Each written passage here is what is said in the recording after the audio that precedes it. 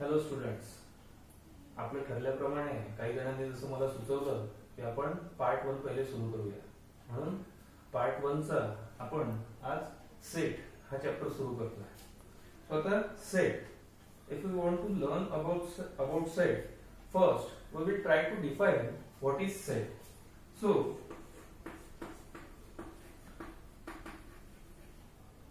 if you observe or if you have noticed, things are existed in collection.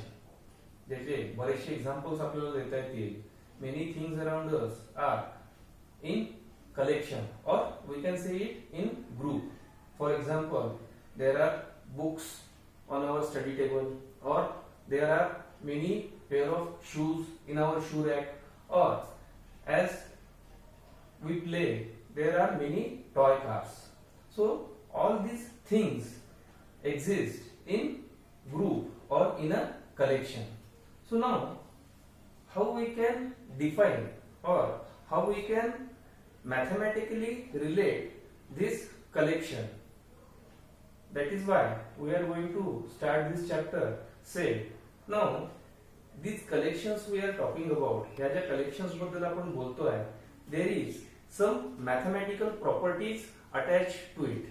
These collections, there are some mathematical properties attached to it. त्याला काही mathematical properties attached आहेत. So first we will try to define what is set. So as you can see here, a set is nothing but a well-defined collection of objects. Now let us try to understand. आता आपण समजून घेण्याचा प्रयत्न करू की हे well defined collection of objects म्हणजे काय. तर वेल डिफाइंड ऑब्जेक्ट्स म्हणजे काय, तर वेल defined refers to a object which is same for all, which does not varies from person to person. A thing which does not vary from person to person म्हणजे प्रत्येकासाठी जी गोष्ट समान असेल, सेम असेल, त्याला आपण म्हणू शकतो अ well defined. Now collection refers to group. Collection refers to group and objects are nothing but people or things.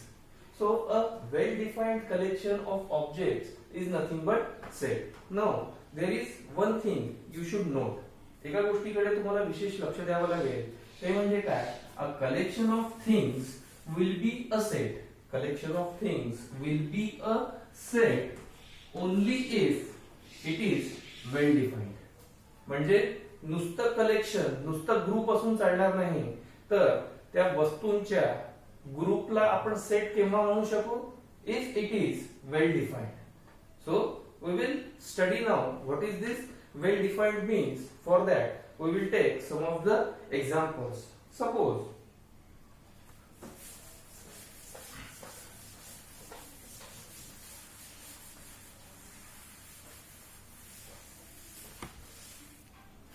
आता ही जी आपण डेफिनेशन बघितलेली आहे सेटची, a well defined collection of objects, ते आपण समजून घेण्याचा प्रयत्न करू काही एक्झाम्पल्सच्या माध्यमातून. We will take some of the examples and try to understand the definition. So first example we can take as days of a weak.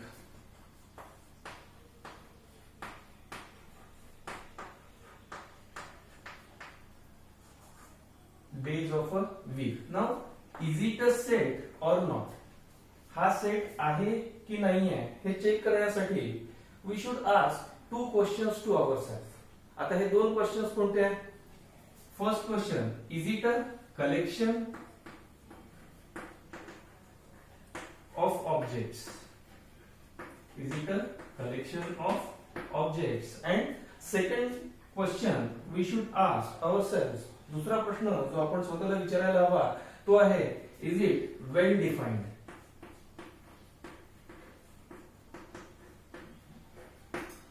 So if this days of week, if it is a collection of object and also it is well defined, या जर दोन्ही प्रश्नांची उत्तर जर आपल्याला मिळाले तर आपण सांगू शकतो की days of week is it a set or it is not a set. So first of all we all know that days of a week म्हणजे एका आठवड्यात कोणकोणते दिवस असतात हे आपल्याला माहिती आहे. तुम्हाला सगळ्यांना माहिती आहे, Monday, Tuesday, Wednesday, Thursday, Friday, Saturday and Sunday. Now all these are the days of a week. So as it is a collection or a group of a days, this is a collection of group. हा दिवसांचा एक group आहे, एक collection आहे. So पहिल्या प्रश्नाचं जर उत्तर आपण बघायचा प्रयत्न केला की is it a collection of object? Yes, it is a collection of days, means we can say that it is a collection of objects. आता दुसरा महत्वाचा प्रश्न ज्याचं उत्तर आपल्याला शोधायचं आहे तो आहे is it well defined. So आता मला जर कोणी विचारलं एका आठवड्यात किती दिवस असतात, तर मी तेच सांगणार Sunday, Monday, Tuesday and so on. तुम्हाला जर कोणी विचारलं की what are the days of a week, तुम्ही पण तेच उत्तर देणार. अजून कोणत्या तिसऱ्या व्यक्तीला जर आपण हा प्रश्न विचारला तर उत्तर सेम असणार आहे. सो इथे आपण बघू शकतो की वेल डिफाइंड म्हणजे काय, it is not varying from person to person. It does not vary from person to person. कोणालाही जरी आपण विचारलं डेज ऑफ वीक तरी हेच उत्तर आपल्याला प्रत्येकाकडनं मिळेल, म्हणजे it is well defined. So by getting answer to these two questions we can say that days of a week is a set. आता अजून एक दोन आपण काही उदाहरणं घेऊ, एक्झाम्पल्स घेऊ, म्हणजे अजून क्लिअरली तुमच्या लक्षात येईल. आता दुसरा एखादा जर आपल्याला एक्झाम्पल घ्यायचं झालं तर we can say that vowels of English alphabets and we will try to check whether it is a set or not.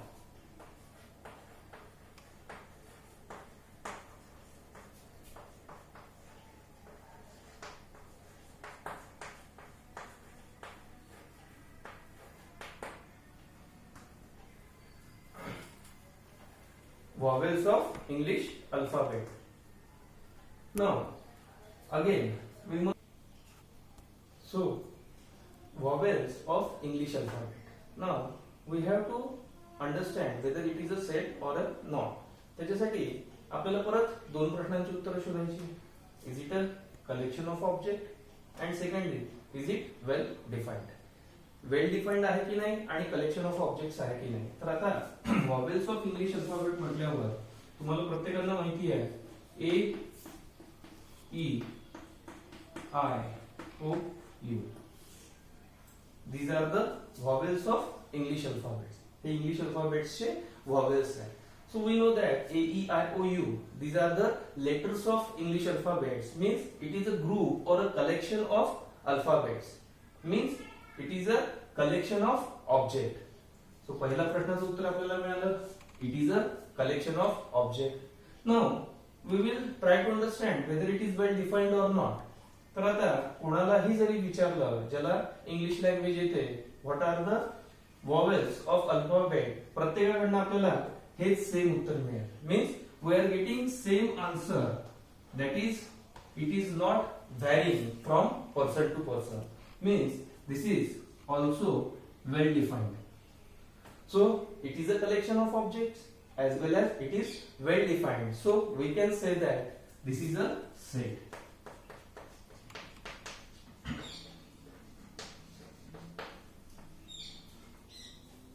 आता हे दोन एक्झाम्पल्स बघितल्यावर थोडंफार तुम्हाला लक्षात येत असेल की हे सेट म्हणजे आहे काय exactly.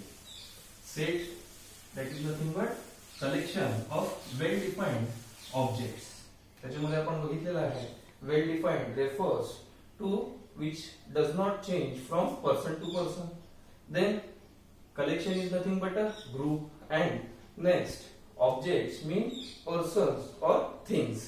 Now one more example we will try to understand that is collection of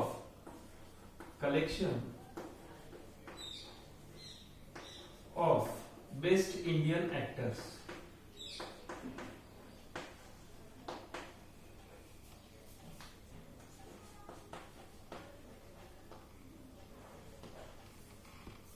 Or we can say that collection of 5 best Indian actors or group of 5 best Indian actors.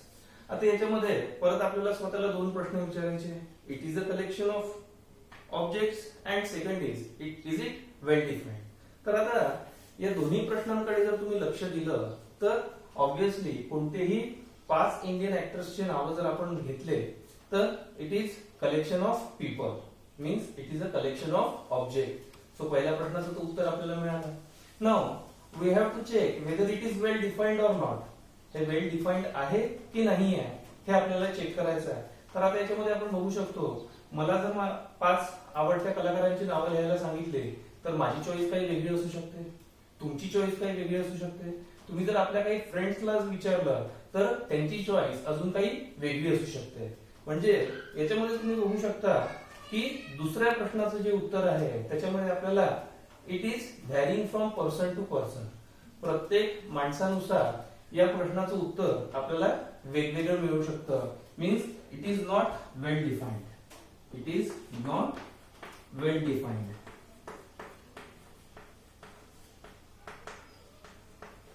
It is not well defined. So it is a collection, but it is not well defined. So it is not a set. It is not a set.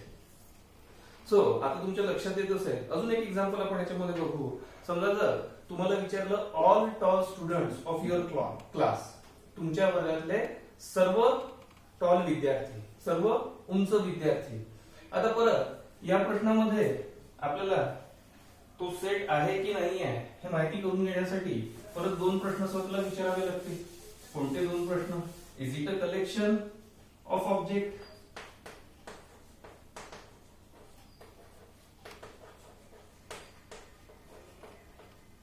And second question, is it well defined?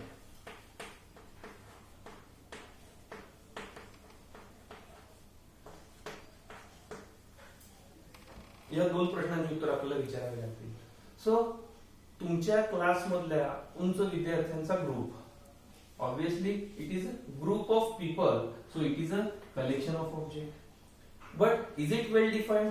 ते वेल defined आहे की नाही आहे त्याच्यासाठी आता उंच मुलं हे जर 4 लोकांना जर आपण विचारलं तर त्याच्यामध्ये वेगवेगळे आन्सर्स मिळू शकतात, कारण ते प्रॉपरली डिफाईन केलेलं नाही आहे. कोणाला 3 फूटच्या वरचे जे विद्यार्थी आहेत ते उंच वाटतील, कोणाला 4 फूट आणि त्याच्यापेक्षा जास्त उंची असणारे विद्यार्थी टॉल वाटतील. So it is not well defined, so it will not be a set. समजा जर तुम्हाला असा प्रश्न विचारला की all tall students of your class more than 3 feet, more than 3 feet, now it is well defined. म्हणजे तुमच्या क्लासमधल्या सगळ्या विद्यार्थ्यांच्या जर आपण उंची मोजल्या आणि सगळे 3 फूट पेक्षा जास्त हाईट असणाऱ्या विद्यार्थ्यांचा जर एक ग्रुप बनवला तर तो एक वेल डिफाइंड ग्रुप होईल. So it will be collection of object and it will be a well defined. So we can say that, then only we can say that it is a set. पण आता जो सुरुवातीला आपण जो question बघितला, all tall students of your class, it is collection of object but it is not well defined, so it is not a set.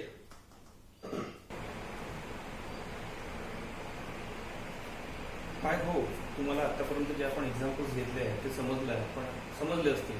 पण तुम्हाला सगळ्यांना प्रश्न पडला असेल की why we have to study about set, की आपल्याला सेट शिकायचा कशासाठी आहे, कुठे आपण याचा उपयोग करणार आहे. तर यू नो दॅट मॅथ्स मध्ये we have to deal with numbers आणि वेगवेगळ्या प्रकारचे नंबर सिस्टीम्स तुम्ही आजपर्यंत प्रिव्हियस वर्गांमध्ये शिकत आलेले आहात. जसे प्राईम नंबर्स आहे, नॅचरल नंबर्स आहे, ऑड नंबर्स आहे, इव्हन नंबर्स आहे, इंटिजर्स आहे. सो सेटचा फायदा काय किंवा सेटनी आपल्याला कोणत्या गोष्टी कळतील किंवा माहिती होईल ते आपल्याला बघायचं आहे. सगळ्यात पहिला जे आहे, why we have to use set is by using set we can organize numbers into groups. आता कोणकोणते ग्रुप्स, जसं मी तुम्हाला सांगितलं, set of prime numbers, set of integers, then set of even integers, set of odd integers etcetera. So आपण नंबर्सला एक proper group मध्ये अरेंज करू शकतो. आणि जसं तुम्ही प्रिव्हियस क्लासेसमध्ये शिकले असाल, सायन्स मध्ये म्हणा किंवा मॅथ्स मध्ये, की आपण जेव्हा एखाद्या गोष्टींना कलेक्शन मध्ये शिकतो तेव्हा त्याच्या प्रॉपर्टीज शिकण्यासाठी आपल्याला जास्त मदत होते. जसे सिंपल एक्झाम्पल घ्यायचं झालं तर living things and non living things. So living थिंग्सच्या प्रॉपर्टीज काही वेगळ्या असतात, नॉन लिव्हिंग थिंग्सच्या प्रॉपर्टीज काही वेगळ्या असतात. So by using set we can organize numbers into groups like this one. नंतर प्रीवियस क्लासेस मध्ये तुम्ही वेगवेगळ्या पॅटर्न्स बद्दल शिकले असाल. So by understanding set we can understand the logic behind patterns. जसे इथे काही मी एक्झाम्पल्स पॅटर्न्सचे लिहिलेले आहेत.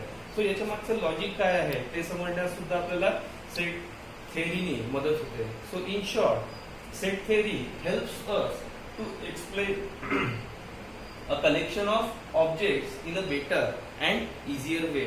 So for this we are going to study the set theory. आता हा आपला पहिला क्लास होता. तर याच्यामध्ये तुम्हाला जर काही समजण्यात प्रॉब्लेम असेल किंवा तुमचे जे काही कमेंट्स असतील की आपण याला अजून कशा प्रकारे इम्प्रूव्ह करू शकतो, अजून तुम्हाला काही याच्यामध्ये सजेशन द्यायचे असेल तर तुम्ही मला ते ग्रुपमध्ये मेसेज करून सांगू शकता आणि नेक्स्ट त्याच्यामध्ये आपण याचा पुढला भाग बघू.